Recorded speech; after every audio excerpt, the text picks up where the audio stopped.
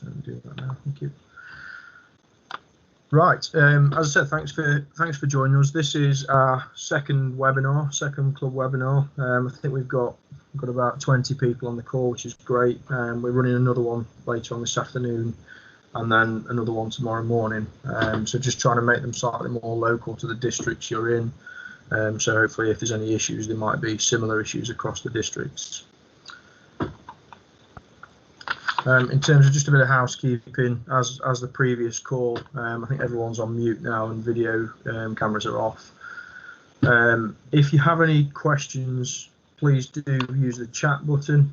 So as you can see on the screen there, there's the chat function on your screen, which you can just type in any questions. Charlie will be taking questions and keeping an eye on that, and we'll take breaks throughout just to answer them. As I said, the call is being recorded. We will be distributing it afterwards, and we aim to finish within an hour. I guess that depends on how much discussion there is throughout. In terms of the agenda, so I'm just going to give you a few updates in a minute with regards to the Cricket Foundation and where we're at. Charlie's going to talk through the ECB's new initiative Together Through This Test. We're going to have a bit of a discussion around ECB guidelines and the use of outdoor space. Mick's going to provide you an update on funding and safeguarding, and then we've got Adam and Dave Price on the call from the ACO just to give you a bit of an update on what they've been doing. They've been doing some really good work in engaging the umpires and their members. As I said, we will be taking questions, and I'll try and pause at various stages throughout the presentation just to answer any. And then we've allocated a slot at the end for hopefully some discussion where you can turn off your microphones or post it on the chat, and we can have some conversation between each other.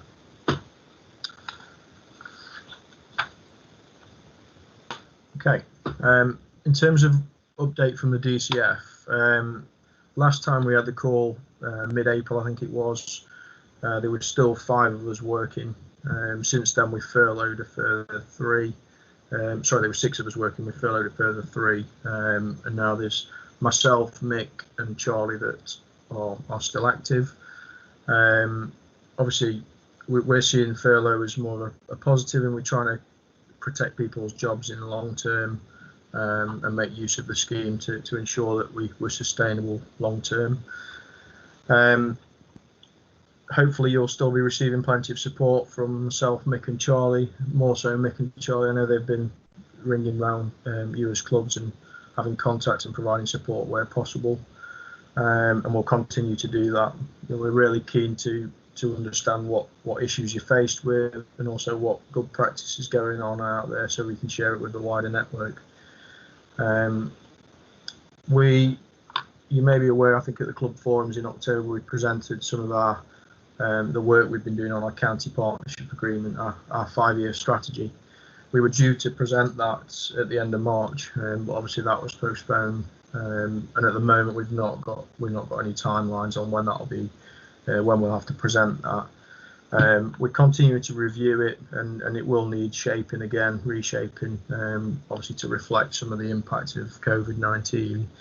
At the moment, we have ECB funding up until the end of July, and we're due to find out at some point early June as to what that funding looks like going forward.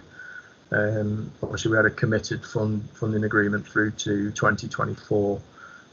So we're not sure what impact COVID will have on that long-term funding, and that'll obviously help shape what the strategy looks like going forward.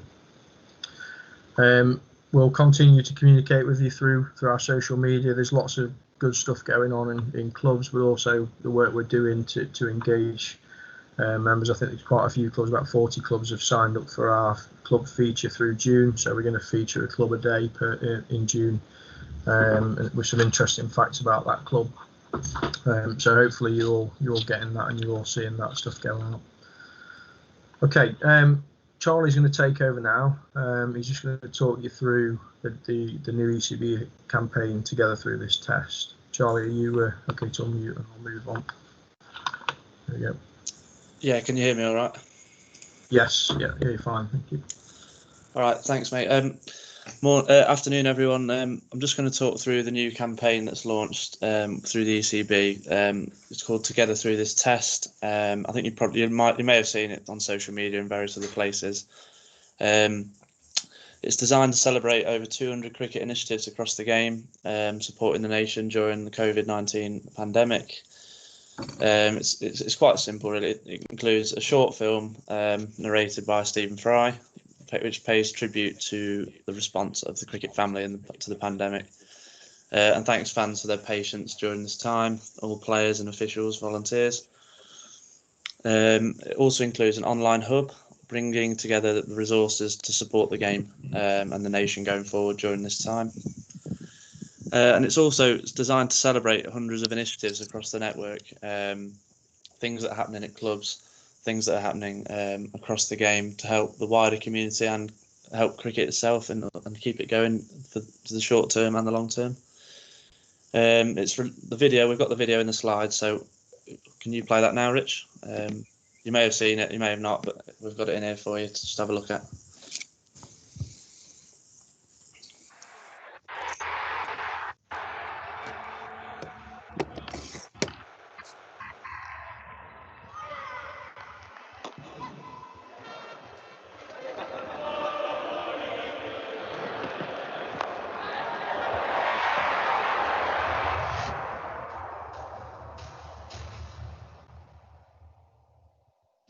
The one thing you can say about us is that we are good at waiting. It's what we do. We wait out the winter and count down through spring. We're quite used to waiting for things to begin. We wait for the groundsman to summon up grass. We wait for the umpire to rattle the brass. We wait for the weather, the gloam and the rain. We wait overnight for the next bit of the game. We wait our turn whilst cheering those in. We wait out the bowler with the devilish spin. We wait through a session when it's not our day. We wait through the years that don't go our way. Our parents waited, our grandparents and their parents too. We waited before. We lost quite a few. We built this game, the country that queues. As waiting doesn't mean there's nothing to do.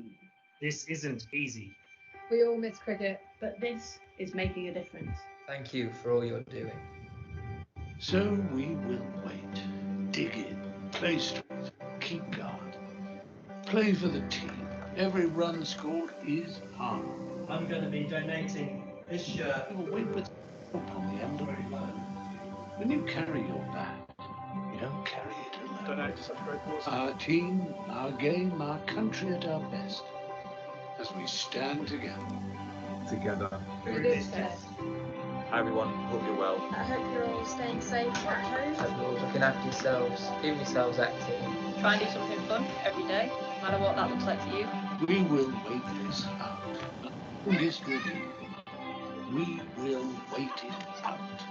Because that's what we do.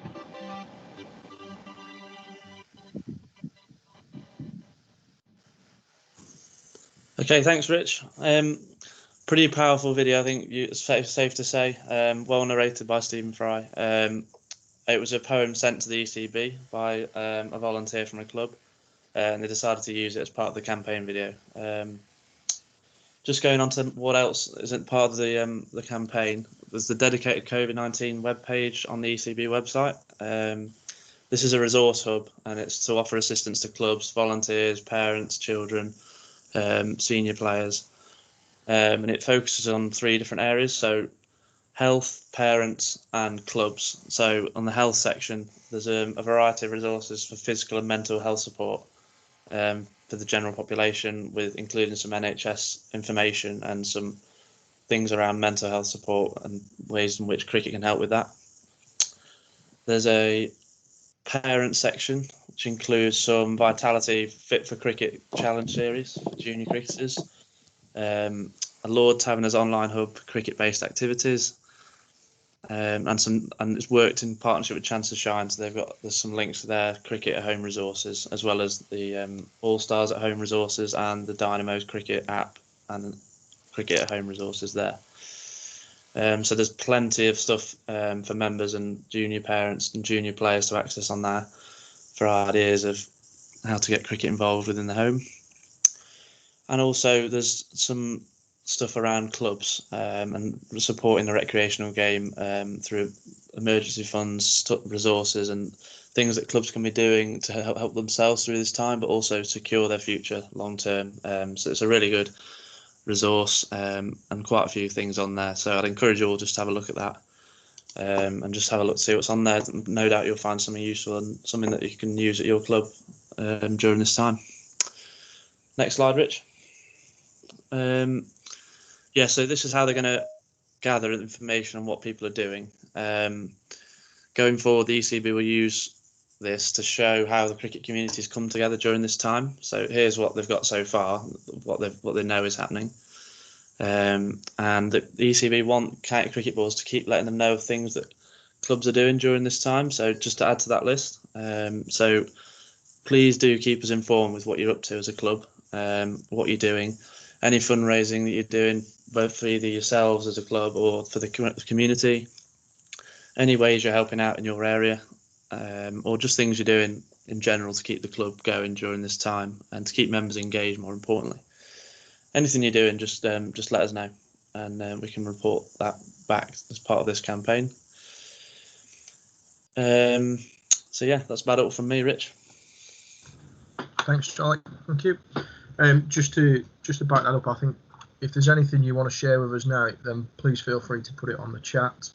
If there's something you as a club are doing that would sort of help the national campaign, then please feel free to just type it on the chat and we can follow it up with you. We are trying to feature every week an initiative that we've found happening in the game. So we've done one on Worksworth that have been raising money for a local food bank.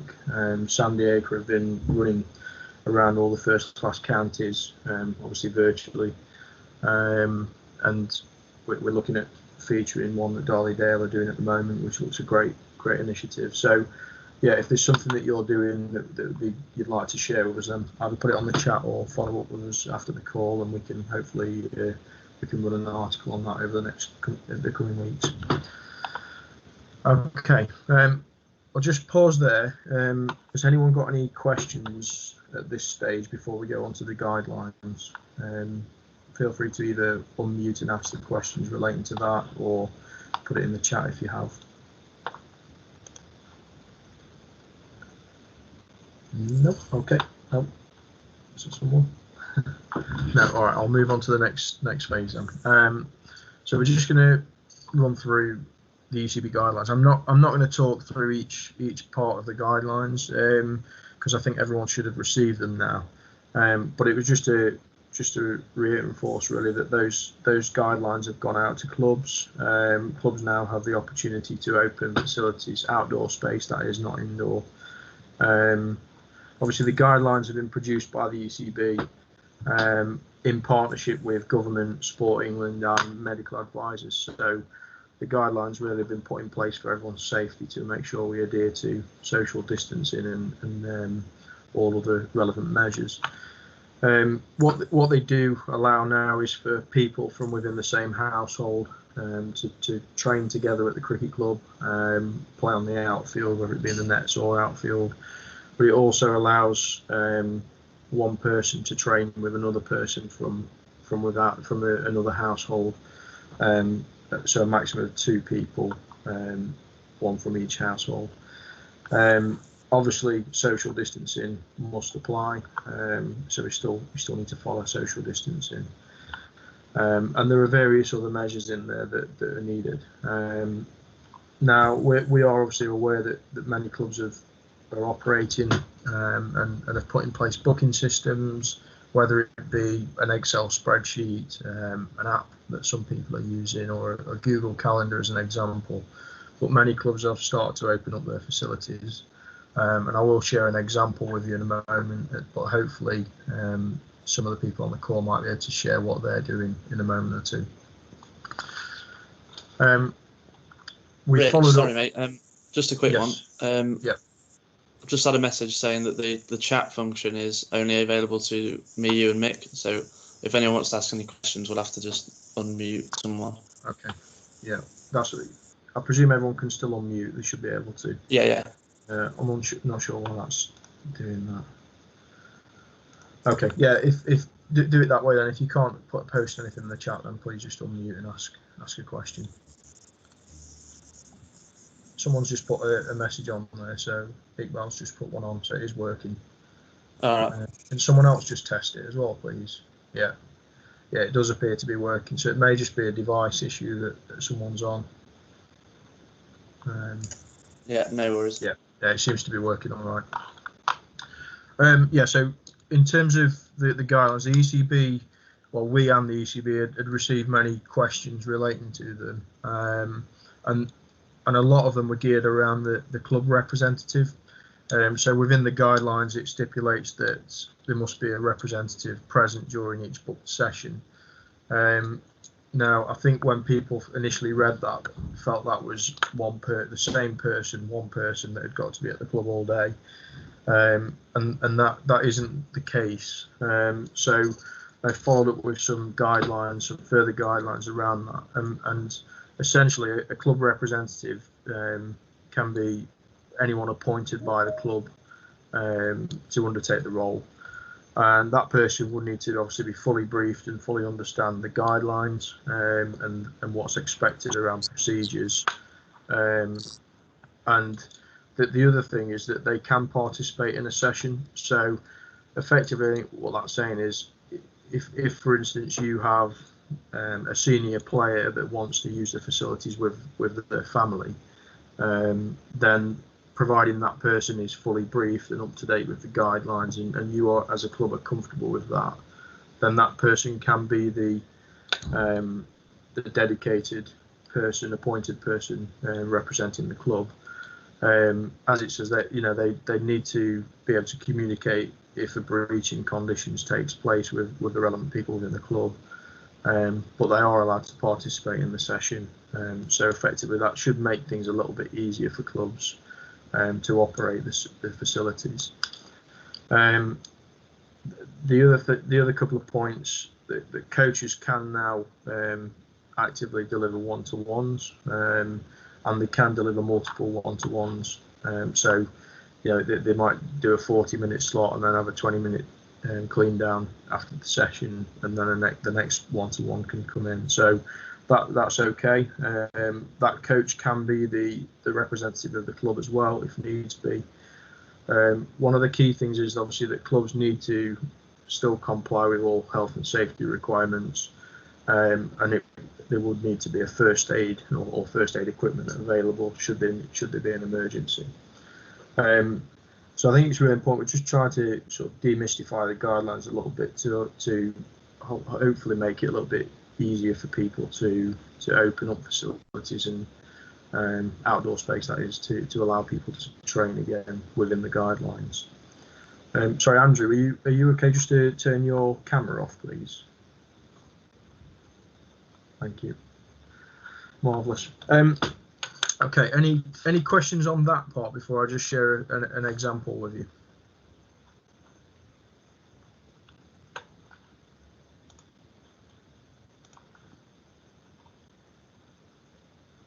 No. Okay. So just as an example, this is a letter that Corndon sent out to their members. So it clearly backs the guidance. It puts in place some very clear rules and restrictions. So obviously the points around members of your own household, you and one other person if from outside of your household. No group coaching. So there's some real clear guidance in there, and I think Corndon are happy to share this if anyone else wants to use it. They've gone with a fairly straightforward booking procedure. So it is booked by email or phone through Steve Hollis, who's the groundsman of the club as well. So obviously spends plenty of time at the club. They've chosen 2 dedicated times, so Mondays and Tuesdays between 11 and 4. So I think one thing that again was probably a result of the guidelines. I think people felt that the club needed to be open all day, every day. It doesn't. You can be specific with what time slots you want to open for. As little as or as many hours as you want, really, that you can manage. So hopefully that gives you a bit of a feel for what other clubs are doing. We are aware that some clubs are using apps that for the calendar booking, and they're able to put on time slots which then members can go on and book the time without having to sort of manage it over the phone. I think now's probably a good time. Could I just ask, if you as clubs are up and running and you're operating in some way, could you just put your club name in the chat as to what, and just say yes or no that you're active, and just so we can follow up if there's any discussion on that. That'd be helpful. And then what I'd do now is, if possible, if there's anyone on the call who are up and running that'd like to share what they're doing in terms of procedures and practice, then I think that might be the benefit to everyone else on the call. So feel free to unmute your mic. Obviously, be respectful if there's someone else trying to talk then.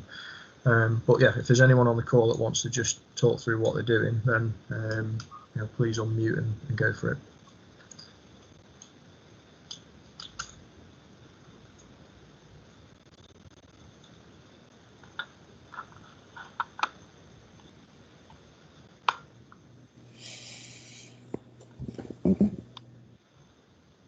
Hello. Hello, is that Andy? Yeah, it's Andy Topley here, Darlydale. I think Stuart Rudkin's also on the line somewhere, but just to share with you what we've been doing down at Darlydale over the last 10 or 11 days. Stuart found this app which is called Acuity Scheduling, and it allows members to book their own time. They book an hour slot, of which they have 50 minutes and have 10 minutes to clear away from the net. The stuff that you put up from Corndon is very similar to what's on our booking system. The booking system has to state who is going, who else is going with them. What that allows us to do is check if they're a responsible person or a committee member. If we don't know them that well, we talk to them, ring them up, and just go through the details of what their responsibilities are and what they must abide by. We started a week last Monday. In the first 7 days, we had 20 sessions booked. And I think so far this week, we're on about 28 sessions, and it's proved not only popular, but people are, quite frankly, they're very grateful to be out doing things. So far, so good. Okay, great. Just out of interest, the app, is that a free piece of software, or is it something you've had to pay for? It's very cheap. I think it's £5 or £6 a month. Right. So hi, it's Stuart here. It's actually a little bit more, Andy. It's more like about 10 to 15. All right. There's a bit of setting up. There's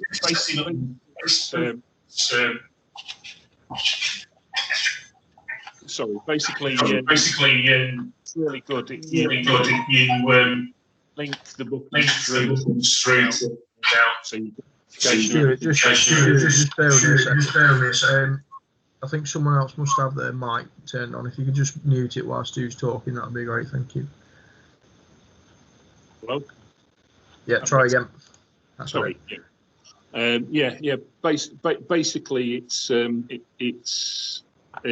really good in that it links through. It sends emails through as to who's made bookings. Also, you can set it up to your calendar to remind you, which is really useful. So we can see who's booking and give you time to deal with it. It retains all the information. There's a little bit of work setting up in terms of putting a form together for them to fill in. But it's pretty straightforward and intuitive around it. So, great, that sounds really good. Sue, could you just put maybe a link or the title of it just in the chat so anyone else can pick that up if they want to have a look at it? That'd be useful. Sure. Richard? Yes. Yeah, it's Bob from Eckington. Hi, Bob. How you doing? Hi, mate. It's all right. Yeah, we're using something similar to that app. It's called Setmo, and it's actually free to use. Right. Okay. And you get all the same details, emails, notifications going out. You can confirm bookings to people. The only thing it doesn't allow you to do on there is to block book things, so they can't book something every week. It don't allow them to do that. If you want to do that, you can actually pay for that. And like I'm down there like 3 days a week now, so we're pretty much up and running. Great. That's good. If you could put that on the chat, that would be useful. Just out of interest, is anyone up and running that's faced any challenges yet, or is it all going fairly smoothly so far?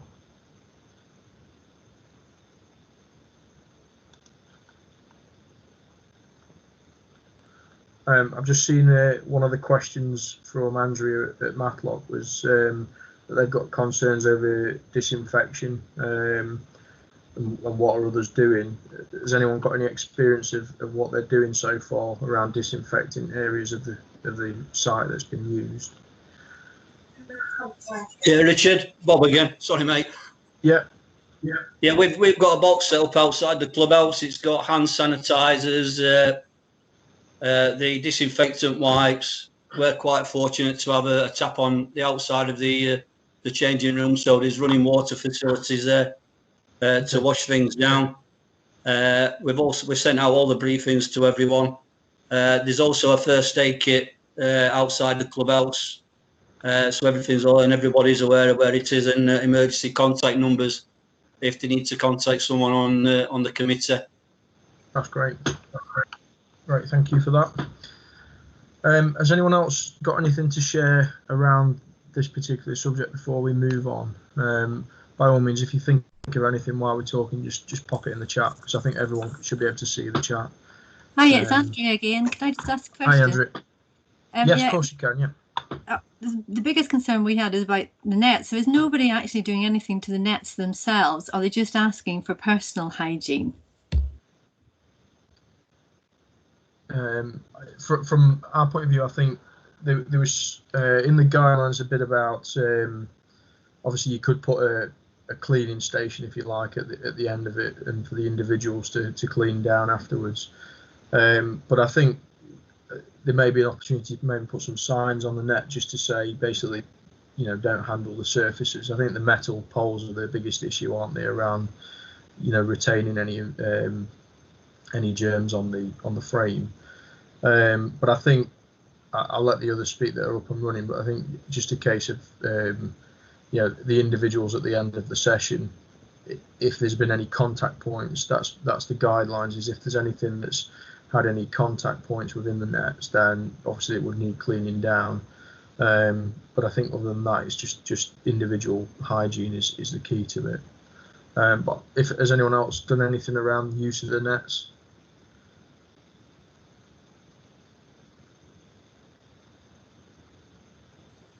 It's Bob again, Rich. The same thing, mate. We've got the sanitizer wipes. We've not got static nets. They're the ones that they push on and off. So the people are advised when they're pushing on and off to always wipe the bar down first, and then when they've used it to clean it back off again when they've pushed the nets back off the field. We've also got the sanitizer spray that they spray on any contact points, and that's all outside in a sealed container outside clubhouse, and they're all signed up with laminate signs on to advise people of that. Right. Okay. Yeah, that's great. I mean, at the end, you can only take the precautions, can't you? It's a little bit down to the individuals to ensure that happens. But I think you've got to put as many of those precautions in place as you can. But that sounds really practical. That I'm sure all clubs could do that. Mick's just put a point around Denby. He's just put similar to our one sanitisation at Denby. So I think they're doing a similar thing there. So I think that, Andrew, hopefully that helps. But by all means, if you want to have a chat with us afterwards, then we can hopefully talk through some practical ways of doing that at Matlock. I'm just conscious of time, so I'm going to move on the conversation. I think Mick's going to jump in now and just give you a bit of an update around funding support and what we've done so far. Well, it's going to be a glorious day tomorrow. I don't want to go in. So, can you just check that you're hearing me, Richard? Yes. Yeah, got you, Mick. Okay, good to go. Yeah. Okay. I mean, we covered funding in the last one in quite some depth. Just so a couple of things really to catch up on. First of all, a huge thank you to everybody that's got involved in trying to look after what you were doing at clubs and what was happening. Where we are at the minute, we know there's 54 clubs in Derbyshire that have accessed a small business support grant through the government, so totaling £565,000. And I think, you know, we're still trying to push that with one or two clubs. Every single club we will keep chasing and asking them, and I hope and I'm sure we have helped one or two clubs that weren't aware of this, and certainly not all local authorities have been quite as proactive in promoting it as they maybe have done. So well done to everybody on that. And similarly with the Sport England emergency funding, to date we know 37 clubs have accessed that for a total of £133,000, and there are more clubs in the pipeline. Just so everyone's aware, that fund has been paused for the time being. It may come back. We're not sure as yet, but it got, obviously, as hopefully people will have found out, I think it's been paused because there were so many applications they've got to catch up on that. One other thing I've got on the local authority discretionary grants fund, and people might have picked up around that, and this is an extra amount of money that's been given to local authorities aimed at small businesses, which cricket clubs are counted as small businesses who were not eligible for the small business grant fund or the retail, leisure and hospitality fund. So I have got some information for people. If anybody thinks they might be able to apply for that or couldn't apply for the small business grant fund, please get in touch, and we'll happy to see if we can help you on that. And then one of the I know one or two clubs have been able to access that. Derbyshire County Council Community Leadership Fund. All Derbyshire County councillors get an amount of money to help in their local community voluntary organisations to support worthwhile projects. Now, this is one that's been around a long time, but my understanding is that the councils have had the amount of money that they've got increased, and I think it's gone up to about £8,000 from 3.5. So it may be that your local county councillor has got some funding that might be able to help you, particularly when we get back to looking to return to cricket support. And then the last one on the page is Sport England have committed another £1 million to their funds, which is aimed, they've developed a link with Crowdfunder. So they're looking at trying to support sports clubs, community groups in the form of match funding through Crowdfunder. So people that maybe have a project that's been put on hold, that sort of thing. There's a link on the website there. So I'd encourage people to have a look at that. If you've got something that you want to do at your club, will match fund up to £10,000. So it's well worth a look and seeing if you can just get into that, particularly when we get started. I know lots of clubs have got all sorts of different plans, and it could be a way to sort of engage your local community when you get back into cricket. And I guess the last thing I just want to say around financial support, please keep your eye on the Active Derbyshire funding pages. Things are changing all the time, so it's worth looking at what's happening, making sure you're linking to their newsletters, because I think there's going to be ongoing support for a while yet. So please do link into that. Richard, can you move on to the next page? Just wanted a quick catch up around safeguarding on a couple of areas. DBS, people I think may be aware or should be aware that with the current restrictions, there has been some changes around DBS. So the people who can sign them off and raise them are quite limited. We've got about half a dozen people in the county that can do that. So if anybody needs DBS checks, please get hold of myself or Richard, and we'll get you set up, and we can sign them off. All the signing off has to be done at the moment by a video link, so something like this, Microsoft Teams or Zoom. But we can sign them off as normal. Just need to do it on that basis. And secondly, I've had a lot of questions coming through about training for club welfare officers, and the ECB are putting in place welfare training online, which will be valid for a year to ensure that club welfare officers can keep up to date with training.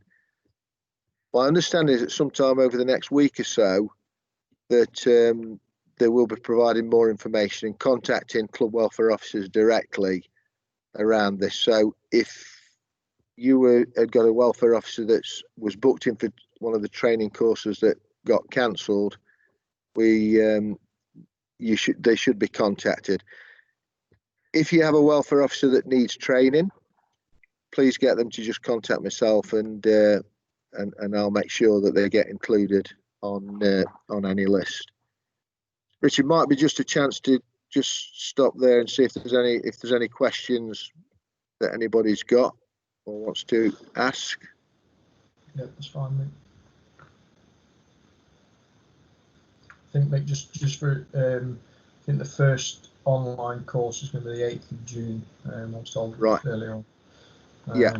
So I'd imagine within the next few days, the next week, you'll get some information. But they're going to roll them out from the 8th of June.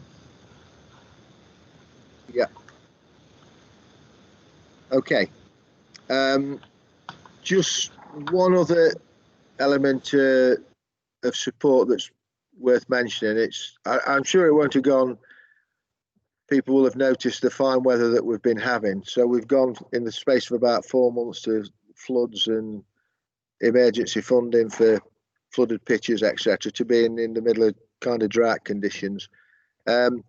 Steve Hollis, who is our support around grounds, has asked me to mention if anyone's got any issues around grounds getting too dry or not being able to get water on them, particularly new squares or new pitches, he's happy to provide advice and guidance. And if you haven't got Steve's contact details, please come to me and I'll be happy to pass them on.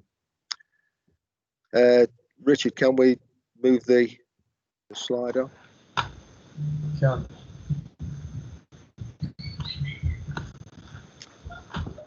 Okay, I'm just going to hand over to Adam Hitchcock from the DCB ACO, who've been doing some great work to tell you about some of the stuff that that they're doing.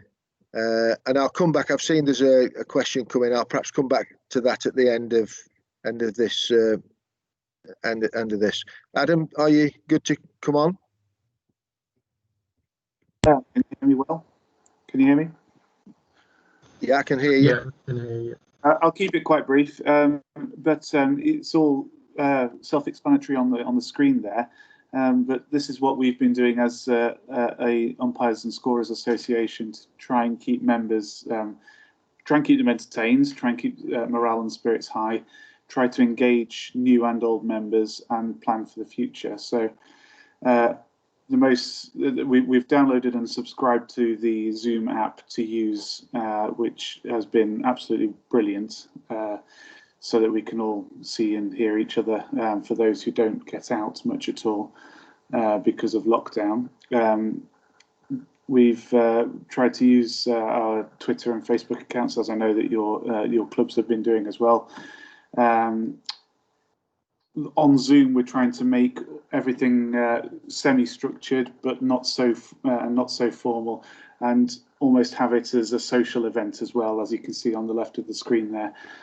So we can still enjoy a drink together and still enjoy and still run match days as close to a match as possible. So that's entertainment. Engagement, we've ran a women and girls introduction to umpiring course on Zoom. We plan to do more of these, but moving on to point 3 as well with this is that the ECB have put their introduction to umpiring and scoring courses online, as have they with the stage 1 umpires course. So I strongly recommend and encourage anybody, even with a fleeting interest in umpiring or scoring, to have a go at those, particularly as when cricket returns, whether that be in 2020 or 2021, there might be a diminished number of umpires, and so fewer games covered with umpires. That's just speculating at the minute, but that might be the case due to people shielding, and you may only get to see 1 umpire at your games when you're used to 2, for example. So please use the resources while you're in lockdown and log on to the ECB training app. If you have any interest at all, please get in touch with us. Is that what you wanted, May? That's perfect, Adam. And I think from the amount of stuff that the ACO have been doing, and I know a lot of clubs are doing things, but it's been a great example of keeping in touch with the members and then offering opportunities for people to catch up as well as training as well. So thank you very much. And I think we've got Dave Price as well from the Derbyshire ACO on board as well. So thanks, guys, for pitching in. Just before move on, Andy from Brailsford's asked a question about, have clubs in the Dales received their small business grants yet? I think the answer is yes, if they've made an application. If anybody from the Dales didn't have to make an application, please let me know. If Brailsford and Edniston haven't, then by all means get in touch. So I think they're a club that could possibly benefit from this, Andy. So please get in touch outside the meeting. Richard, good to move on unless there are any more questions. Well, we're coming to questions in a moment anyway. So I've just got one more slide before we get to that. So just a plea really to you as clubs to let us know what you're up to. We've still got the forms live on our website, which you can just go in and quickly complete and let us know what you're up to in terms of fundraising or member engagement. We're really, really keen as a county to showcase the great work we're doing. There's been so many good initiatives taking place around the county. So please let us know if you've got anything planned. And likewise, if there's any questions or issues you'd like to raise, there's a form on there that you can do that with if it's easier than just emailing through. It's worth noting that we are down to 3 of us now, so obviously we're trying to get through everything as quickly as we can and provide as much support as possible. But if we don't get back straight away, then just bear with us on that. But please let us know what you're up to. Okay. I guess now, if there's anything you'd like to discuss with us, or any questions you have, then please shout up. Andrew, is that a raised hand? You want to ask something? Yes, it is. Sorry if you covered this right at the start. I didn't join till about 5 minutes into the meeting, but I just wondered what conversations DCB are having with ECB about their preparations for the resumption of cricket. And the reason I asked that question is just looking back to what happened when the announcement came that you could play sport with one other person outside. It felt very much like ECB were caught on the hop by that. It didn't look like they were expecting it. And they had to kind of, sort of put out this, don't do anything yet while we, bear with us. We need some time to think about this. And I suppose, that's one thing when you're talking about net practice, but it's quite another thing if something like that happens when it comes to the resumption of cricket. And I suppose the question that's in my mind is, a day will come when Boris Johnson stands up and says team sports can resume. No one knows when that day is, least of all me. But I would like to feel that when that day comes, we're not then going to have ECB saying, oh, sorry, we need a couple of weeks to think about this, that whatever thinking needs to be done will be being done now rather than then. Now, I appreciate that You know, there's a limit to how much the foundation can do about that. But I just wondered what they are saying to you about their preparation for when that happens. Yeah, no, that's a fair point, Andrew. In terms of ECB, so we have a weekly call every Wednesday afternoon with ECB, and there's a lady on the call that basically sits in government as an ECB representative. So I think I'd say that the ECB are very represented within government and close to them in terms of what's going on. I think on the Boris statement that came out a few weeks ago when things changed slightly, I wouldn't say we were caught unaware. I think that the challenge with it is probably across multiple business. You know, that there was a lot of detail missing at the time when he made the statement, and ECB were working with Sport England and Department for Media and Sport to make sure that that the guidelines that they put out were the right guidelines and fell in line with what government were saying. So I think there was an air of caution to ensure that they got it right, rather than sending out the wrong message that they wouldn't be able to revoke on. So I think they're in a good position. There's a lot of planning going on. There's a lot of discussion on our calls each week. As you know, there's a league call each week with Paul Bedford. But I guess at the moment there's just so many unknowns. There's no certainty as to when and if cricket will return this year. But I think there's a lot of work going on behind closed doors to ensure that cricket's ready for that as and when it does take place. But like anything, can't give you any timelines because I don't think anyone knows. I agree. Nobody does know. I mean, I think it's just that bit about, I think, the frustration that a lot of people will feel if government comes along and says, yes, you can from X date, and football starts and rugby starts and cricket's stuck. And, I think it's just a matter of trying to do what we can to make sure that doesn't happen. And I suppose the other thing is that, fishing, golf, tennis, you can see why they are sports that you can play at a distance. I would think cricket shouldn't be too far down the list now. It's much more a non-contact sport than say rugby is, for instance. And I worry that we hear a lot on the media about football and rugby. I haven't heard a lot about cricket, and it's just, you want to know that the ECB is in there fighting for cricket, and I think that's the and there's not a lot that you can do from where we stand, but I just want to be assured that they're doing that. Yeah, they are. I can reassure you that there's they are well connected, and that there is a lot of discussion going on.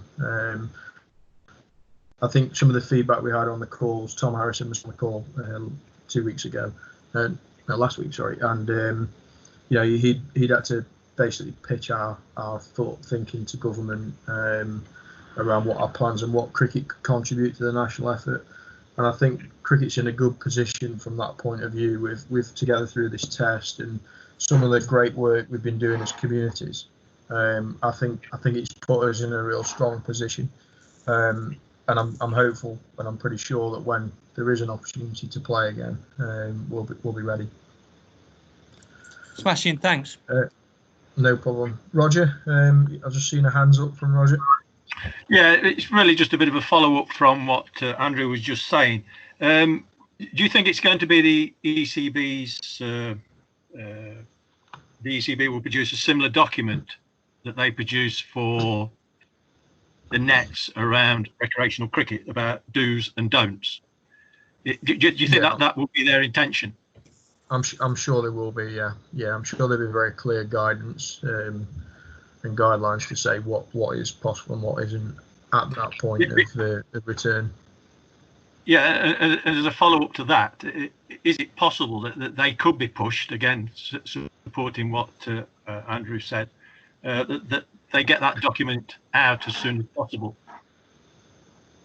Yeah, they must have a rough idea about what the recreational game will look like. And I'm just wondering, to get that in front of clubs now so the preparations can be looked at and put in place prior to the I think start? at the moment, though, Roger, they're just not in a position to do that. Okay. They don't have the information to be able to do that. It's just not possible at the moment to say what cricket look like. So I don't think they know what the guidelines will be at that point. So yeah, at the moment, I don't think it's possible. But I know that obviously they're fairly closely connected and working through that, so that we're all ready. Thank you. Andy France, have you got a question? Sorry, I'm talking to myself. I've not unmuted it. Apologies. Yes.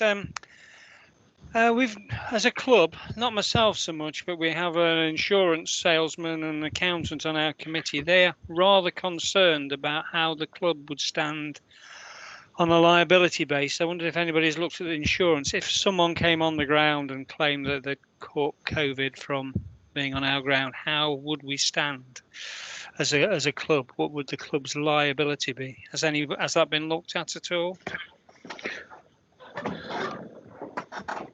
What I would say is when the document was produced by the ECB, obviously that was run by their legal teams, Sport England, and obviously medical advisors. So from a guidelines point of view, it's compliant. But what we'd always advise, Andy, is that obviously speak to your own insurance providers around that to ensure, if it is a concern, I would recommend having that conversation with them to ensure that you're still covered, that there's nothing that they'd expect from you on top of that.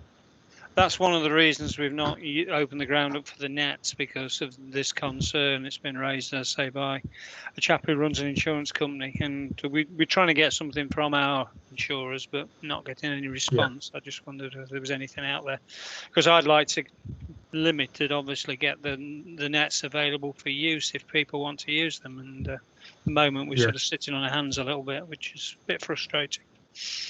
Yeah. Thank you. Thanks for that. No problem. Again, if anyone's got any examples, then feel free to put it in the chat so people can pick that up. Okay. Any other questions?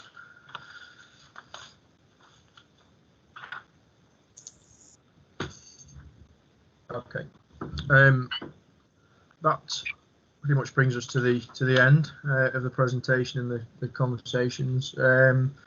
Just a bit of a summary. So, I think, as we said last time, as clubs just continue to look at, what you will be able to do as a cricket club if and when cricket returns. What are your player numbers going to look like? Continue to forecast financially. I think it's worth looking at what finances look like next year. If there's no cricket, where will you be in April? So continue to do that and have those conversations with your committee. As I said earlier, please share any initiatives and ideas with us. We'd be really keen to hear them. And then our contact details, I'm sure most of you have got them. Myself, Mick and Charlie are the three active staff members working. So anything you need to discuss with us, then please either pick up the phone or drop us an email, or use the links on our websites to do that. I hope you found it useful. The call has been recorded, so we will send it out, and if there's anything you want to pick up with us afterwards, then please do. Other than that, stay safe and enjoy the weekend that's fast approaching. Thank you all for your time.